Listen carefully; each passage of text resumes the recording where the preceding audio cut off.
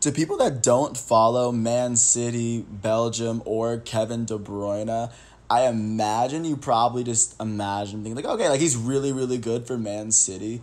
Bro, when I tell you this dude went to Germany and was the best player in Germany in one season, okay, like strap in your seatbelts.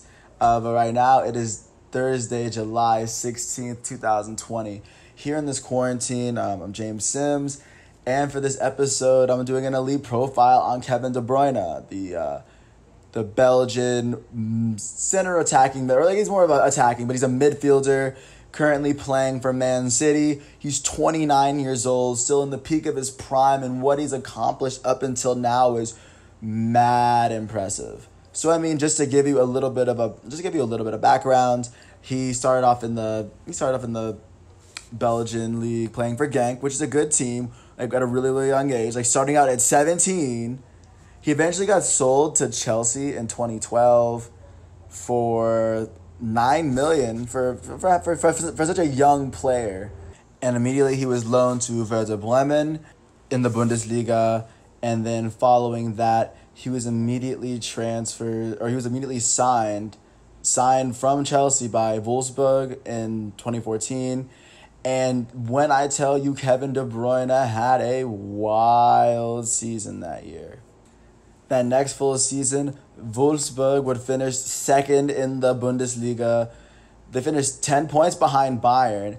And Kevin De Bruyne went off when I tell you. He finished that season with 17, in the 52 total matches he played, including the international friendly, he finished with 17 goals and 28 assists. As a 24-year-old player in the Bundesliga. This is like the first full season he played in the Bundesliga.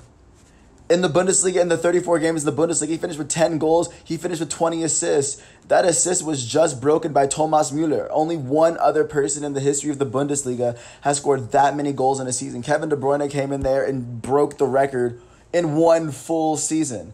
Finally, after that season, Manchester City broke out the bank. They paid $76 million million euros for him, sent him off to Man City. And of course, at Man City, since he's gotten there, they've been a really, really good team since. In his first season at Man City, they ended up finishing fourth in the Prem, finishing as semifinalists in the Champions League. And that season, Kevin De Bruyne ended up having combined with the Bundesliga season, he had a full 20-goal, 20-assist season. He had 21 goals, 23 goals and 21 assists on the season, which is his second back-to-back 21-assist season for a career, which is really impressive. And then the next year at Man City, they end up finishing third in the Prem. They lose in the round of 16. Kevin De Bruyne finishing with 7 goals, but he still had 23 assists on the season. That's his third straight season with a combined 23 assists. He had 18 assists in the 36-game Premier League season. And of course, he's established himself. He's probably one of the best assisters that the Premier League has seen. Him along with Leroy Sané. But then the next year in 2017-18, when he's 26, Man City win the Premier League. They finish as quarterfinalists in Champions League, but they win one of the domestic cups. Kevin De Bruyne this season finishes with 14 goals, 25 assists on the season, 8 goals, 16 assists in the Premier League season. In that year, Manchester City finished with 100 points in a season, which is a feat that very few teams in history have done. They finished with 100 points. They had 32 wins, 4 draws, and 2 losses, and Kevin De Bruyne was the main cog making that system go. Just like I said, Virgil van Dijk is elite for doing that for doing that for Liverpool. Kevin De Bruyne does that for Man City, unlike any other. And of course, like he led the way. Sergio Aguero at 30 total goals on the season, thanks to help with Kevin De Bruyne's feeding as well. The very next season, they would win the Premier League back-to-back, finishing with 98 points that year. They finished with 32 wins, 2 draws, and 4 losses. But they ended up winning both domestic cups, but they lost in the quarterfinals for the Champions League. But They could have won the treble that year. They were very eligible to do so. That was another impressive year. And of course, Kevin De Bruyne reaching in his bag of tricks, but he had 6 goals and 11 assists on the season. But he was still doing his thing. So 11 assists for a whole season.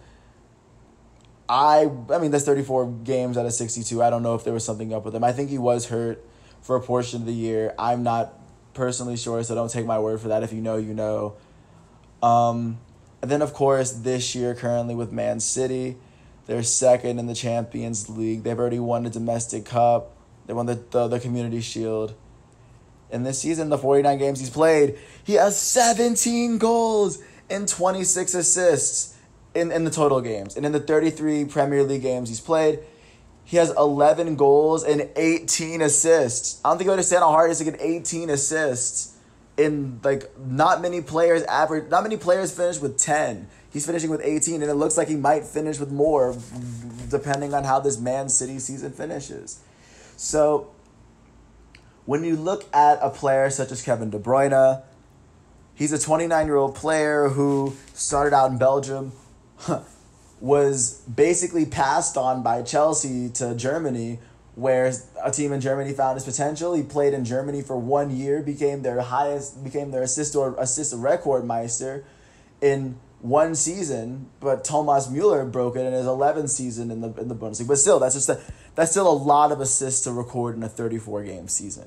He did that in one season, and he eventually went off to Man City, where he was still putting up 20 assist seasons in season year after year, and he still hasn't fallen off. The 1 year he was playing, he had an injury, but this year it looks like he might hit 20 assists yet again.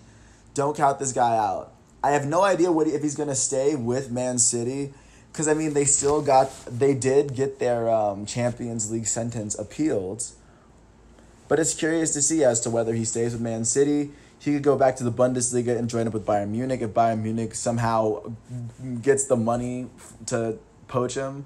They already have Leroy Sané, and they already have incredible chemistry. But no, who knows what he does? He could go to FC Barcelona. He can go to Real Madrid. This dude could go anywhere.